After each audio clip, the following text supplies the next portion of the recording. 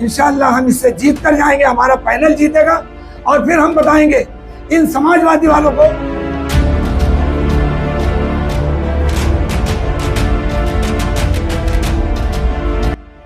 कि जिस शख्स ने विधानसभा में खुद जिनके खिलाफ आवाज उठाया, आज उन्हीं की उनकी ऐसी कौन सी मजबूरी आ गई कि उनके लिए प्रचार कर रही है, तो बड़े अचंभे की बात है।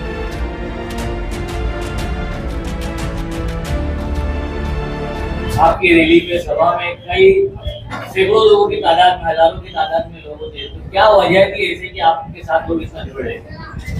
अस्सलाम वालेकुम। आपने आपके चैनल के माध्यम से कहना चाहता हूँ कि भिवंडी शहर के अंदर पिछले 5 साल जो गया वो, और उसके बाद 3 साल जो एक्स्ट्रा गया, पब्लिक ने 8 साल से जो है ना पूरा परेशान था। 2017 में लोगों ने वोट दिया, उसके बाद पलटकर वार्ड में देखे नहीं देखने की वजह से वार्ड जो है पूरा खंडर के जैसा हो गया। लोगों को साफ सुथरा पानी नहीं मिल रहा है, गटर भरे हुए हैं, घरों के अंदर कीड़े हैं और इनको कोई सुविधा नहीं, ना स्कूलों की कोई सुविधा है, ना इनकी तरफ कोई देखने आता है।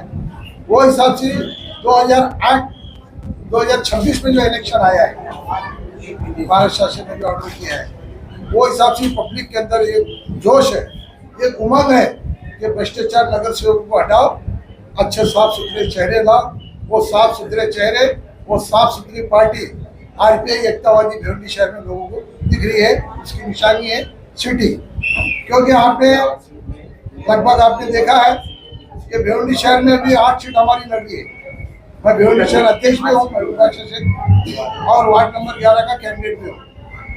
वार्ड नंबर 3 में हमारे श्री विकास निकम साहब, राम पाटिल, महबूब और तेजस पाटिल का भांजा, ये चारों पैनल वहाँ पे हो रहे हैं, लड़ रहे हैं वो लोग। वार्ड नंबर 11 में हमारे मकसूद भाई, हमारे सलीम साहब, हमारे रवि जुमरे और महबूब बादशाह से, ये हम 4 पैनल हमारा वार्ड नंबर 11 में है। अगर जनता आपको चुनकर देती है तो आप अपने वार्ड के लिए, वार्ड नंबर 11 के लिए सबसे अहम काम क्या करना चाहेंगे? मैं आपको बताना चाहता हूँ, वादा झूठे लोग करते हैं, कसम झूठे लोग खाते हैं। जो सच्चा आदमी जो रहता है ना, वो साबित करके बताता है कि मैंने ये काम किया हो। आने वाले दिनों में आपको वार्ड नंबर 11 की जनता बताएगी कि बादशाह भाई ने क्या क्या काम किया। रवि जी, क्या कहना चाहेंगे? आज वार्ड नंबर 11 के लोगों ने आपको इतना समर्थन दिया, इतने बड़े आज रैली निकाली, तो अगर आपकी पार्टी, अगर आपके जो पैनल अगर चुन के आते हैं तो आप क्या काम करना चाहेंगे? सबसे पहले दिल से सबको सलाम, नमस्कार। आज लोगों ने इतनी मोहब्बत दी यहाँ पे, देख के ऐसे दिल भर आया कि एक जुनून, एक ताकत मिल गई पब्लिक का, एक आवाज देखकर वैसे एक रूह कांप जाती है कि ऐसे लोगों के लिए काम करने के लिए। आज हमारे यहाँ पे रोड का मसले है, पब्लिक ऊपर से नीचे नहीं आ पाती है, अचानक हार्ट का कुछ पेशेंट हो गया, उसको लाने में इतनी दिक्कत, ऊपर जाने के लिए पहाड़ी पर रोड नहीं है। जैसे गाजी मियाँ दरगाह हो गई है, दत्तगुरु मित्र मंडल का एक मंदिर है, वहाँ पे चढ़ने के लिए लोगों को बहुत सारी तकलीफ होती है। पीने के लिए वहाँ पर पानी नहीं है। आज 15 साल से लोग वैसे पैसे रहते हैं, चलने के लिए ना सड़क है ना पीने के लिए पानी वहाँ पे, रास और बिजली का भी बहुत सारी दिक्कत है वहाँ पे। हम लोगों ने उस पर भी काम किया है और पब्लिक जब हम चारों को जिताएगी तो इंशाल्लाह हम लोग दिखा देंगे काम कैसे होता है, तरक्की कैसी होती है। मकसूद भाई, देखा गया है कि आप समाजवादी से कई साल तक के जुड़े हुए थे और नई शेख के कामों में बढ़ चढ़ कर हिस्सा लेते थे, तो क्या वजह है कि आपने यहाँ से मैं समाजवादी में लगभग 30 साल के ऊपर से रह चुका हूँ और मैं इतना काम किया हूँ, समाजी काम, कि लोग मुझको समाजवादी के नाम से जानने लगे। लेकिन बदनसीबी मेरी है या उनकी नाअहली है, जो उन्होंने मेरे जैसा शख्स को, काम करने वाले आदमी को, जिसको जनता बहुत पसंद करती है, उनकी मोहब्बत इतनी रहती है कि मैं जब भी आज़ाद लड़ा 1800 1500 वोट मुझको मिलता है और बिन पैसे को मिलता था, उसके बाद भी उन्होंने मेरी कदर नहीं की।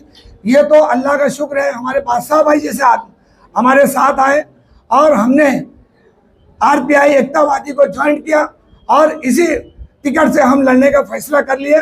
इंशाअल्लाह हम इससे जीत कर जाएंगे, हमारा पैनल जीतेगा और फिर हम बताएंगे इन समाजवादी वालों को कि तुम देखो, जिसकी अहमियत नहीं समझते, आरपीआई एकतावादी ने उनकी अहमियत समझा और हमें चुन के लाए और फिर उसके बाद हमारा काम देखे निकलता। आप इस आमदार रईस शेख के आप एकदम खास करीबी रह चुके हो, तो वो इसी वार्ड में कांग्रेस के पैनल को सपोर्ट करे, तो उसकी बारे में आप क्या कहेंगे? अभी ये तो उनको सोचना चाहिए था कि मेरी मजबूरी थी, मैंने मकसूद भाई को टिकट नहीं दे पाया। लेकिन इतना कैसे कि जिस शख्स ने विधानसभा में खुद जिनके खिलाफ आवाज उठाया, आज उन्हीं की उनकी ऐसी कौन सी मजबूरी आ गई कि उनके लिए प्रचार कर रही है, तो बड़े अचंभे की बात है। ये सोचने वाली बात है कि एक आमदार इतना कैसे मजबूर हो गया। तो क्या लगता है आप इस इलेक्शन को किस नजरिए से देखते हैं? देखिए, इलेक्शन के जरिए वैसे तो बरसों से तालीमी खिदमत अंजाम देते आ रहा हूँ। उसके अलावा कहीं ना कहीं पावर की कमी महसूस होती थी मुझे, जहाँ पे ऐसा लगता था कि पावर अगर रहे, सत्ता वो भी रहे, थोड़ी ताकत रहे, तो उससे मैं अपने कौम के नौनिहालों को और ज़्यादा कहीं ना कहीं आगे बढ़ाऊँगा। देखिए, किसी कौम के नौनिहाल जब पढ़ते हैं तो वो कौम आगे बढ़ती है, और अगर उनके नौजवानों को अगर तालीम से दूर कर दिया जाए तो आने वाले वक्त में 20-30 साल में वो कौम ख़त्म होने लगती, गुलाम बन जाती है। तो मेरा मेन मकसद ये रहेगा, बुनियादी ज़रूरतें तो पूरी होगी, जैसे सफाई है और भी बहुत सारा दवाखाने वगैरह का मामला है, लेकिन ज़्यादातर मैंने लोगों के डॉक्यूमेंट वगैरह में बहुत काम किया। आने वाले वक्त में आपने देखा होगा SIR हर जगह लागू हो रहा है, NRC वगैरह लागू करने का भी प्लान है लोगों का। तो डॉक्यूमेंट के मामले में लोग बहुत उलझे रहेंगे, तो इस मामले में एक पढ़ा लिखा आदमी ही इनकी मदद कर पाएगा। जो कम पढ़े लिखे चुन के जाएंगे वो हमारे कौम के रहनुमा कहीं ना कहीं खुद ही परेशान रहेंगे, तो वो नौनिहालों का या हमारे आवाम का क्या काम करेंगे।